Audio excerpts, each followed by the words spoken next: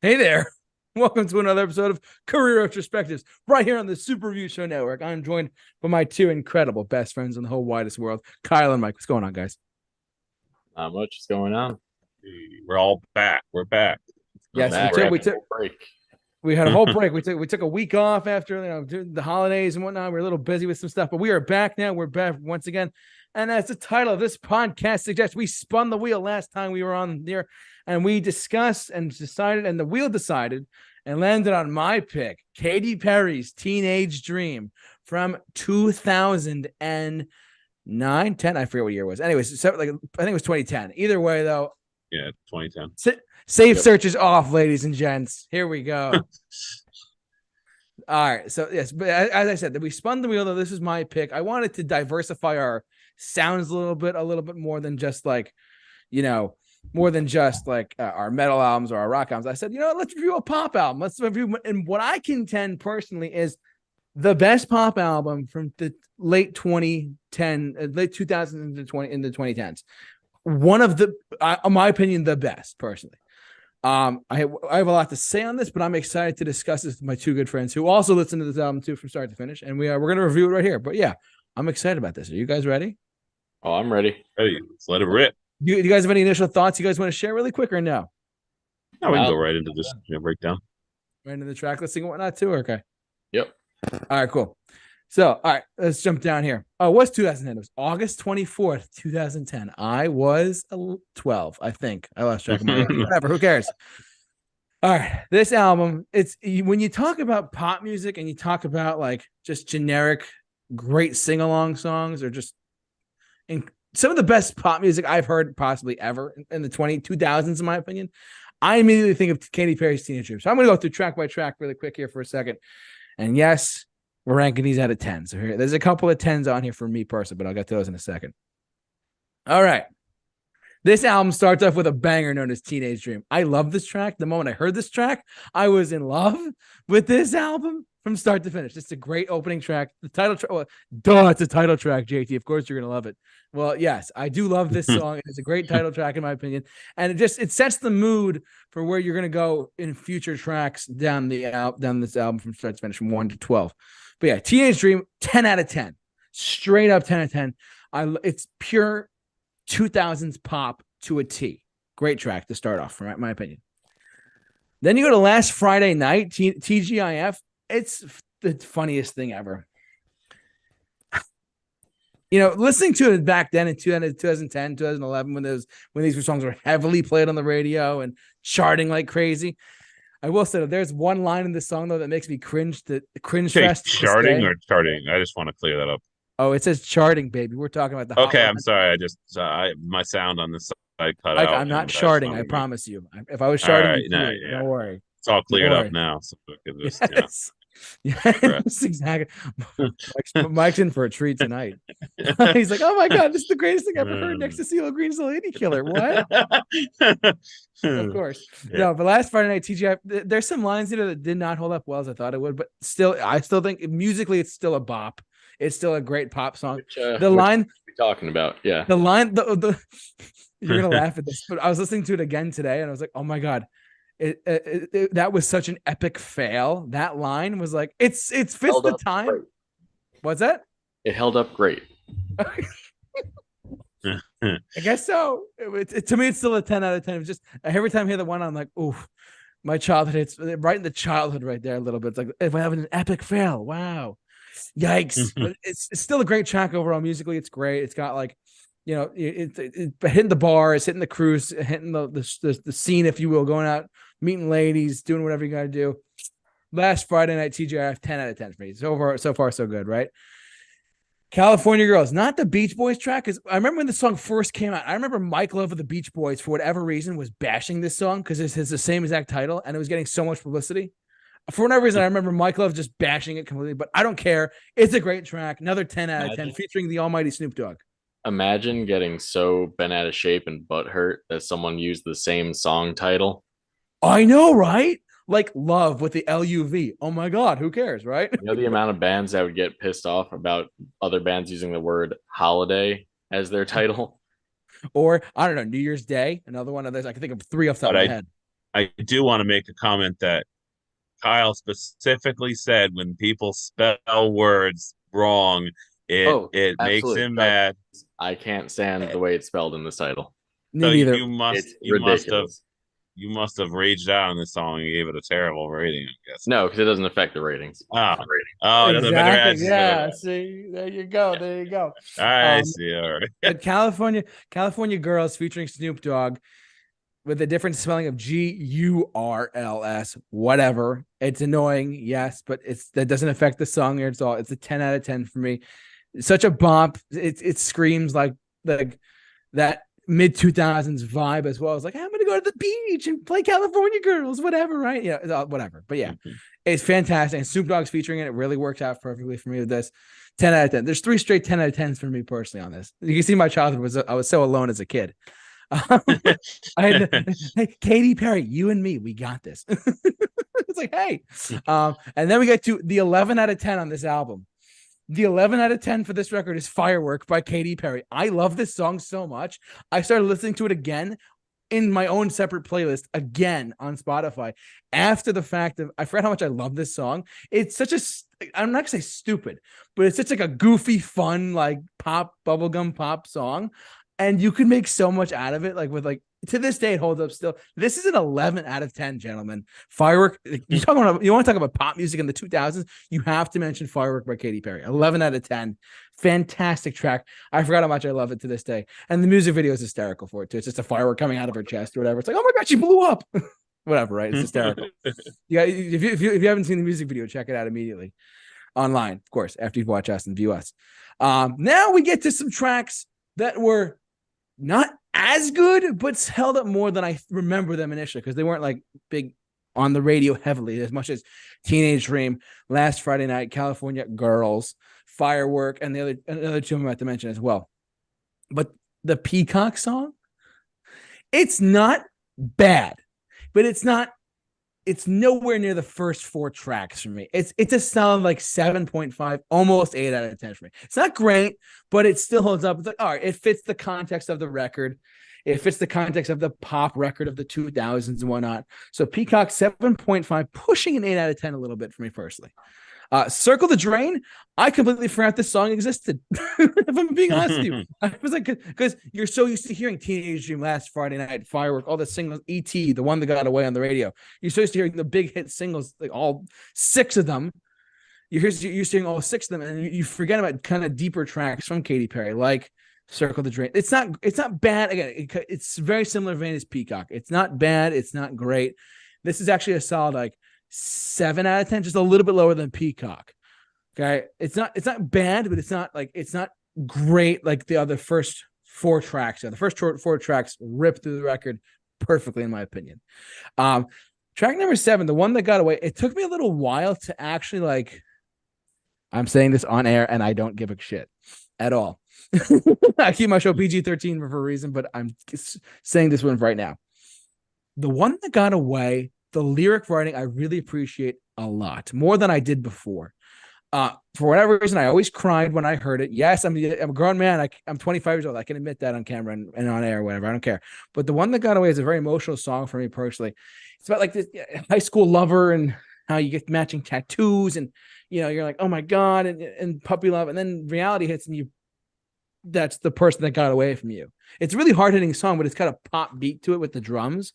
That's what kind of keep it upbeat, but it sounds optimistic, but at the same time, it's very sad. There's actually an acoustic version of this song on one of her compilation records. I forget which one it was.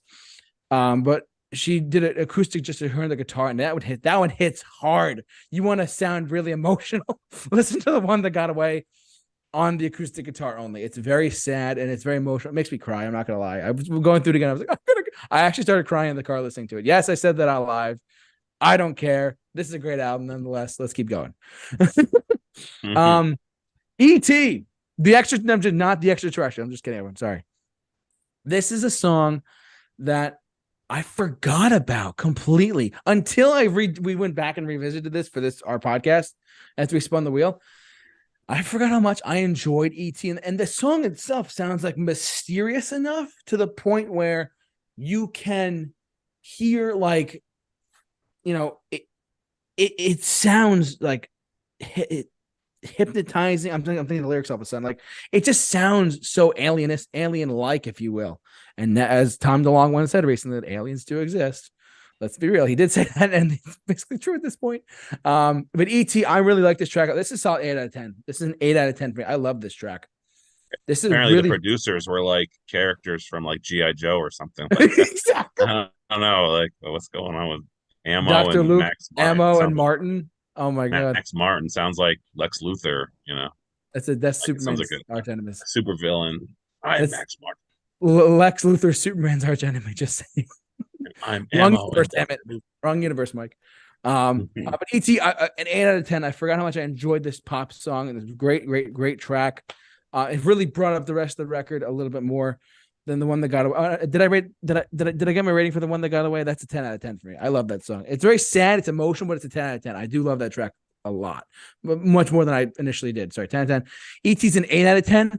We're kind of we went through a couple hills and valleys. Now we're getting to the lower part of the record where it still holds up, but not as much for me. But E.T., the extraterrestrial, I think of the movie E.T. the song.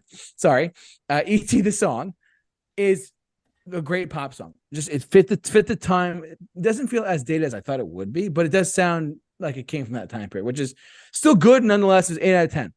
Now we get to the rest of the record, which I have to say I don't remember and nearly as much as I thought I did until listening to this record over and over again to prep for our stream tonight in our podcast. But Who Am I Living For? And let me just preface by saying this: the last 4 tracks are not, they don't hold up as much as I thought they would, but they're still like good nonetheless for me. So actually, I'm just going to brand them really quick. Who Am I Living For is a solid. What I have for I'm looking at my notes. I'm sorry. It's a solid 6 out of 10. It's not great, but this is where the album kind of it peters off a little bit, in my opinion. It goes a little bit too long, just a smidge. Who Am I Living For and Pearl, Hummingbird Heartbeat, and Not Like the Movies. These are 4 tracks that are just really they're good, and they're kind of forgotten about because the first 2/3 of the record have like really well-known pop hits on them. But these 4 tracks at the bottom here, Who Am I Living For, Pearl, Hummingbird Heartbeat, and Not Like the Movies are still, to me, they're still very good. They just don't hold the candle as much as I thought they would going back and listening to the whole album. Because when I first heard this album, back in 2010, when it came out, I was hooked instantly. I was like, the Teenage Dream, California Girls, Firework, whatever, right? Big fan of the songs. The part of the record where it starts to dip a little bit more in quality for me personally is the last 4 tracks. They're not as memorable. They're still good, but they're just not as memorable. They're not as more prominent as the hits on the record beforehand. So 7 out of 10 for Who Am I Living For, 7 out of 10 for Pearl. Hummingbird Heartbeat actually lies at about a 6.5. So we're getting a little lower, and Not Like the Movies is all 6.5 out of 10 as well. So not that bad, but not that great in my opinion, because the more I listen to it over and over again, you could have done without a little bit of them, but at the same time, they're on the record, and I had to rate them for what they were. So that's just me personally for those 4 last tracks. But overall, though, man, going back and listening to a pop album from 2010, oh my God, this was a trip down memory lane for me personally. I was taken back by how much I enjoyed a lot more of these tracks than I thought I did. The album does have some hills and valleys, if you will. Like we go up a little bit, then we go down a little bit, then we go up again, we go down a little bit more. Like I said, the last 4 tracks on the record for me personally are not as good, but they're still good nonetheless because they fit the context of the time they were produced and written and made in. It's funny. Actually, it reminds me almost. Kyle and I did this before Mike even came on to us.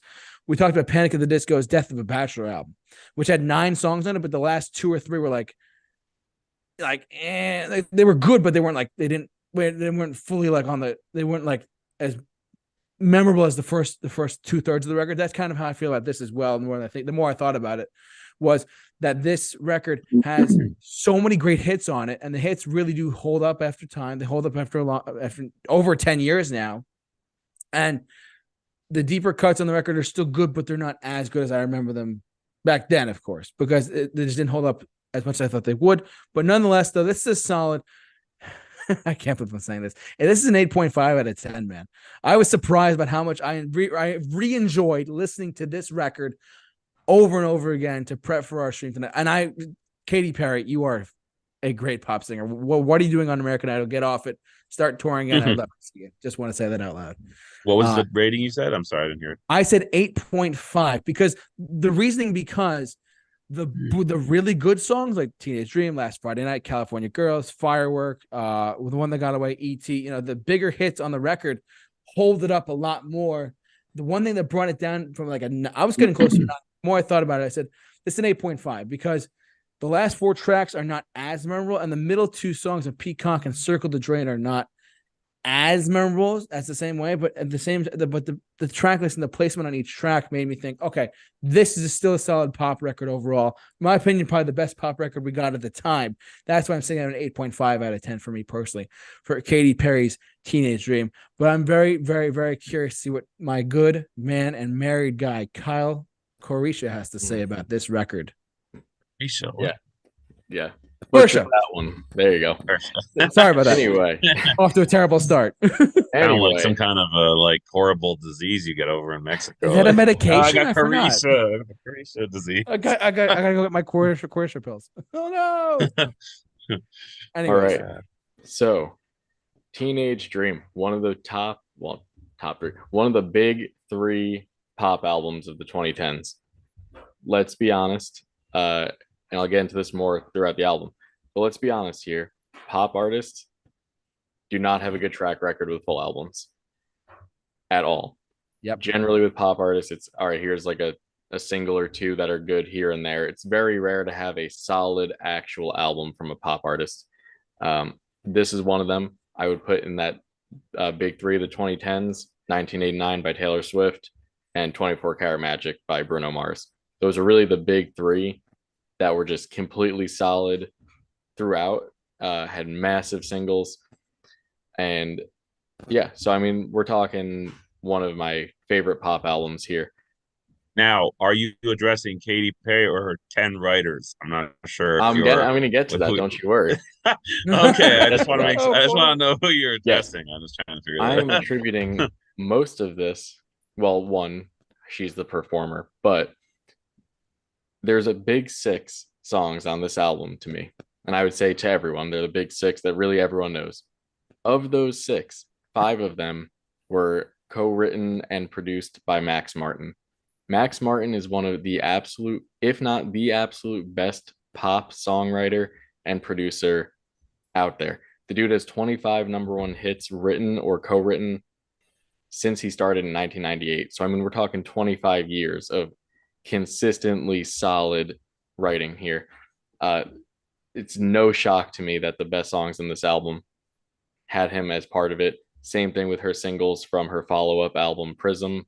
Same thing with some of the deluxe edition tracks like Part of Me, one of her best songs. He also had part of that. So no surprise to me there. What did surprise me was I completely agree with JT. Totally front loaded on this album, and I'll get to that when I go through the song list, the track list here.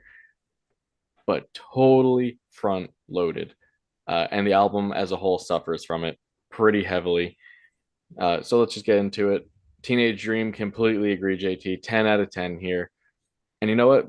I have pretty much the same thing to say for the first 4 tracks. So we're just going to get right down to it. 10 out of 10. First 4 songs. Teenage Dream, Last Friday Night, California Girls, and Firework.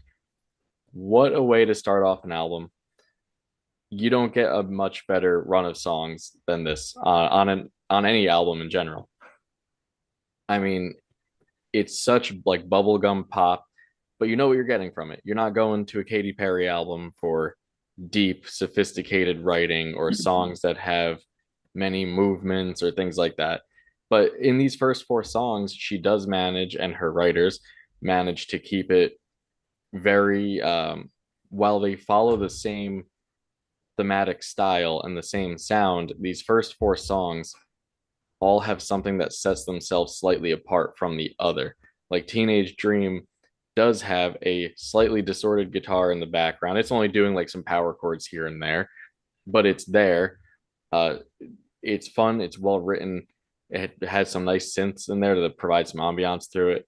Last Friday Night has that saxophone solo thrown in the middle there, which is great. California Girls does it does a feature well, which is something I can't say for pop music these days. I mean, look at this album, one of the biggest albums of its time, of really all of the pop genre in general. One feature. We're not going to count the E.T. Kanye West feature because that wasn't on the album. But my point here is back then, features were used sparingly and when they knew how to do them. Like Snoop Dogg sounds like he fits in the song here. It doesn't take you out of it. It's not jarring and it's not, it feels like it was something that they could have worked on together. Again, it doesn't sound like disjointed. And then Firework has those orchestral hits in that pre-chorus that just work really well in its favor. It's an excellent touch. It's a pop banger. And then we get to Peacock. This is a 7 for me. I like the song. It's good. The lyrics are super cringy. There's no way around that. A lyrical masterpiece. This is not. The chorus is just blatant sing along cheerleader chant style. Still fun to jam out to. Could get a little bit annoying with repetition, but you know what? Still better than 90% of the pop songs out there now that are just boring and sad. Something just fell on my desk. I'm sure you heard that. Sound like you're you got shot at in the hood or something, man. Oh my God, Mike. Like I do live relatively close to Poughkeepsie, so you never know. Oh man. You just disclose where we are, damn it. It's all good. Hey, no one ever said where you work. Okay, But anyway, then Circle the Drain. I'm actually right with JT on this one. Straight 7. This one kind of leans more into that like pop rock, almost nearly pop punk vibes, but not so much. This kind of more in line with her first album, which used more guitars and more of that pop rock style. I will say lyrically, this is deeper than most on the album. Kind of dealing with the more serious tone about a relationship that's failing because of your partner's drug addiction. It's overall still a good song. It's one of on the lower end of the album, not nearly John as Mayer. good as Russell Brand. Russell Not Brand. nearly as good as the hits on here. But then picks up again when we get to The One That Got Away. Great emotional song, massive chorus, lyrically just very touching, really nice. One of my favorite vocal performances and songs in general from her. She's a good singer. Same thing with Firework is up there too. She's a decent singer, but she's never been someone that's like blown me away with her vocals. She's like a good pop singer, but she's not like a belter. She's no like Adele or anything like that. You know what I mean? Yeah. But on this one, it really worked. Then you go down to EP. We got another 10 on this one. The production on this one absolutely kills it. I love the beat behind it. I love the feature with Kanye. I know that's not the one we're talking about here, but that one I like maybe even slightly more. Just adds the perfect touch there. But yeah, the atmosphere that it creates, especially in the chorus here, is just flawless to me. And then we get to the garbage here. I'm going to call it what it is. Who Am I Living For is a straight 2 out of 10. This is horrendous. JT, I'm going to have to disagree with you here. This was so boring of a song. It felt like it dragged on forever. The vocals didn't even sound good here. I don't know if it was the production on them or what, but it just did not flow. It didn't sound good. It's super low energy, super boring. Not really sure what happened here. It's such a standout track in such a bad way for me. Mike's gonna come back and be like, "This is my favorite on the album." I'm just reacting to the sounds going on in the background. I'm a little worried for. Oh, that's probably whoever. Probably like Roomba driving around. Kyle, blink twice if you're okay. Okay, all right, just making sure. Okay. Send help. I don't. If you're being held under gunpoint, let us call 911. I'm just kidding. And then we'll go right into Pearl from here. 4 out of 10. Also, don't like this one. It's a little bit better because the vocals actually sound good, unlike that last one. But it's really just a filler track. Don't go back to it. Yeah. Hummingbird Heartbeat, only song in the bottom 4 that I would go back to. I actually like this one quite a bit. It's an 8 out of 10 for me. It's a pretty standard pop song. There's nothing special about it. But it's enjoyable. It's fun. It's enjoyable. It gets the job done if you want to listen to just a mindless pop song. And then it just peters out with Not Like the Movies, which is a 5. But I will say you get a different vocalist on this. It could go up. You put someone like, and I don't really like Adele, but you put someone like Adele on this track, someone that has like a voice meant to like belt out there, and you could have a really good song here. It's just I don't think her voice works for this type of track. And I feel like this is where she's kind of gone in her more recent albums, and that's why they haven't really jived for me that much. So I mean, overall, it didn't rate as high as I thought it would. After I got to that last half, it really hurt it. It really could have left off those 3 big songs there. Who Am I Living For, Pearl, and Not Like the Movies. Could have left them off completely, and it would have been a much better album. And then maybe even just replace it with one of the bonus tracks, like Part of Me. That was also a huge song. But yeah, so for me, we're going with 7.75 on this. Lower than JT, but as far as pop albums go, you're going to be hard pressed to find much better than this in terms of a full album. And it all comes down to Mr. Cornell. There we go. He actually is a real professor at Cornell University, ladies and gentlemen. Yes. Yeah, I was dismissed Now because you of gave some. away his location. Yeah, geez. I was up in dismissed Boston. because of some personal reasons, but I don't want to go into that. Still pending an investigation. So thankfully, yeah. HR helped him out. I'm just kidding. What? Yes. Thank God. Thank God. All right. Well, it's not going to be a surprise that I am not a fan of pop music. I mean, if you've been listening to this podcast, if you know me in real life, you know that I'm just not a fan of pop music. But there are some pop music albums and artists who actually do stuff that I do like, like Bruno Mars. There's a couple other random songs out there I enjoy. Now, like to exactly what Kyle said, full albums have never been a thing that most pop artists do well, unless it's an absolutely epic, um, you know, uh, just special album by a pop artist. Obviously, like you got the Michael Jacksons out there, and you have those kinds of types of people. But there are this comes from a school of more kind of bubblegum pop, like Kyle was saying. So yeah, I'm just gonna run down it here. Start off with Teenage Dream. It's just standard pop music for me. Like Kyle was saying, I come to look for something a little more, a little more substance to it. Vocals don't do anything special. I don't feel her voice handles high registers very well. Just forgettable melody. For me, it's a 4 out of 10. It just didn't do anything for me. We kind of come along to the similar thing last Friday night. That it's just repetitive vocally and just unimpressive in that manner. Musically, it's not very colorful. I kind of like bass vibe here. But it's a little catchy. It's kind of catchy, but it's just it's lyrically cringe. And like Kyle was saying, that's not something that's gonna be shocking. So 4 out of 10 for me here. So then we go to California Girls. Not even Snoop can save this formulaic beat over top of these vocals. It for me just really used very little of the song to like achieve something more. It was a 3 out of 10 for me. This was actually one of the songs that just really did not sit well with me. And what's kind of funny is when you listen to even Snoop's flow, it sounds so similar to another song, almost ironically, like the things he says in it.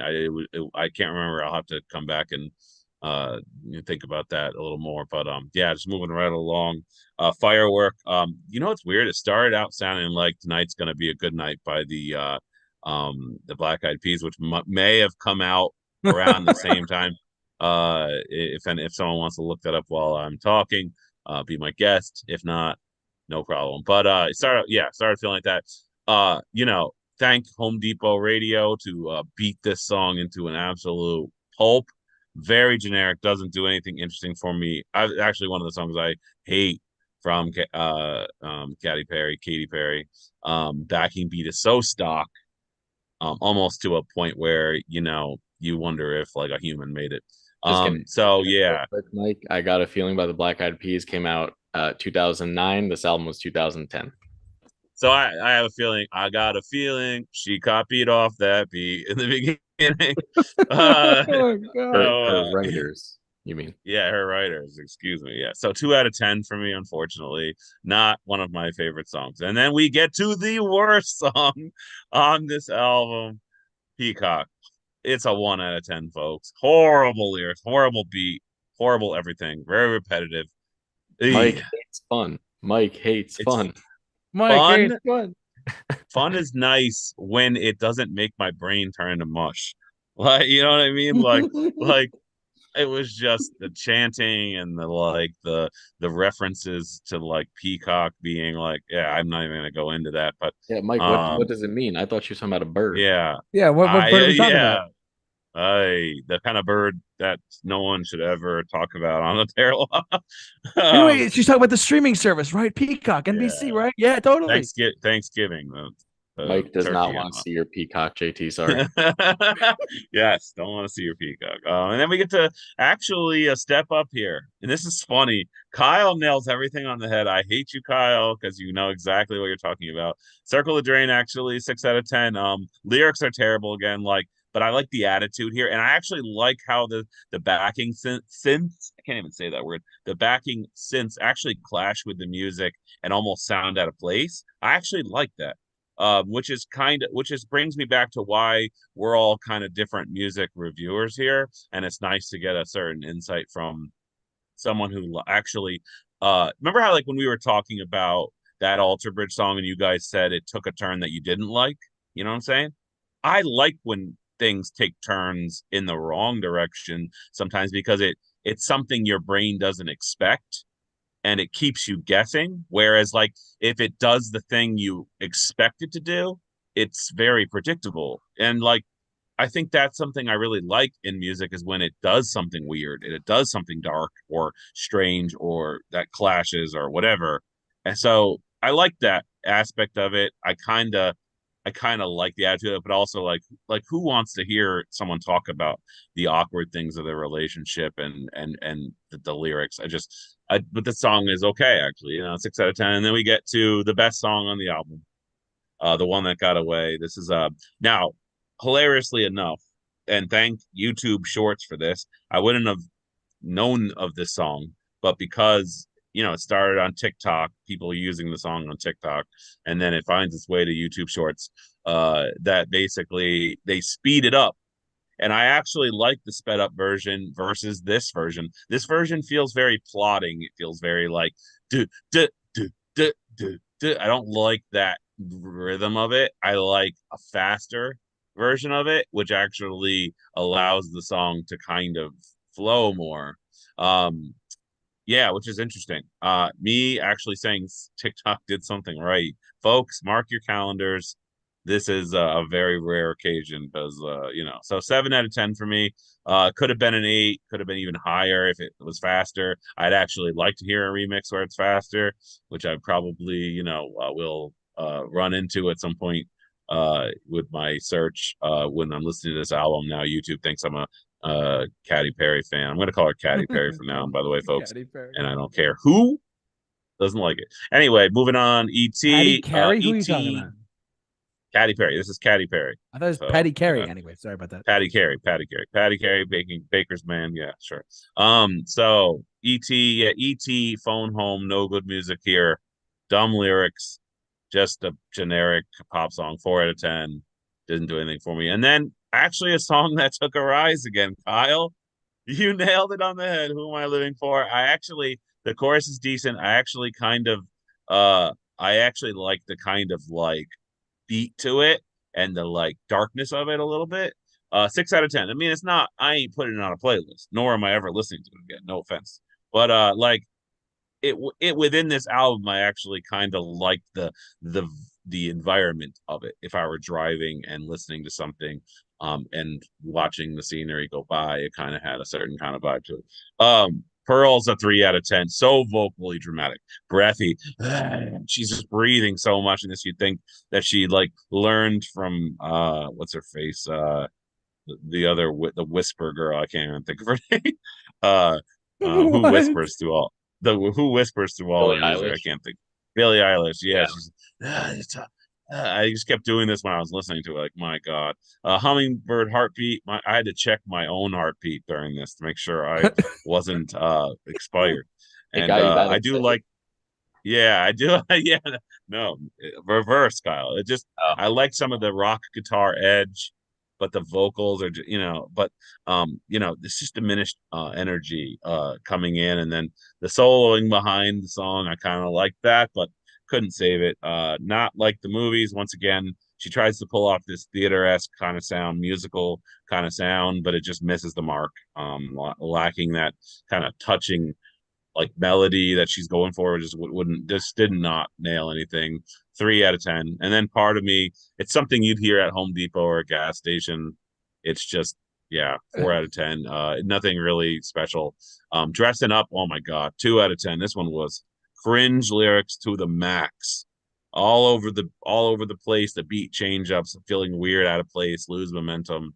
Wide awake, 3 out of 10, just not interesting, generic. Mike went all the way Um, through the deluxe edition. Wow, way to yeah, go. I went into the deluxe. So, overall, it tries to tap into that nostalgia, the relationship turmoil, the girl power, the whatever it's going for. But overall, the music is not a vehicle that carries any of those kinds of themes. I just think it's just like the generic beats, the predictable vocals. It just really didn't showcase too much songwriting for me personally that captivated me, and just yeah, vocally unimpressive. Like Kyle was kind of saying, I don't like find her vocals like really like blow me away. They're just there. So yeah, so for me, this was like a 3.5 out of 10. It kind of was like sitting at a 4, but I hit it by a half point, like I said I do when as an album doesn't stand up. So yeah, like not much, and it's funny. There's not much here for me to even make fun of, to be honest with you. Besides like the Peacock one or like another song, it just didn't have much to talk about. It was just kind of there. So yeah. Yeah, well, you heard it here first. That's Mike's rating, and so 8.5 out of 10 for me, 7.75 out of 10 for Kyle, and a 3.5. Is that what you said? 3.5. Yeah. Yep. Yeah, 3.5 out of 10 for Mike Cornell of Cornell University. Yeah, I mean, so you heard it here first, guys. This is kind of it's one of those pop albums. I do recommend you listen to it no matter what, personally. I mean, because the hits on the record still hold up quite a bit. You can definitely like there's enough to salvage. If you're into pop music, you can definitely salvage enough from it, personally. But are we gonna spin the wheel today, or our next 2 weeks are just Nope. we're gonna be Next week is worst albums of the year, and the week after is best of the year. Yes. So we're going to end on a good note this year by saying that our next 2 shows, as Kyle just said, we're finally wrapping up the year of 2023, ladies and gentlemen. So tune in next week for our worst albums of 2023 that came out this year. And we got plenty to go through there, of course. And you have to wait and see, of course, and hear from us as always. But yeah, after the week after that is going to be our best albums of the year, and what we thought was the best albums of 2023, and for each one of us individually, whether we reviewed them or not, we're gonna get into that when we get there. But I want to thank Kyle and Mike, of course, for doing this doing with me as always. And I heard Q&A podcast is back now, right? No, not yet. Oh, not yet. I meant sorry, not yet. Early January. 3rd of January. Okay, gotcha. Yep.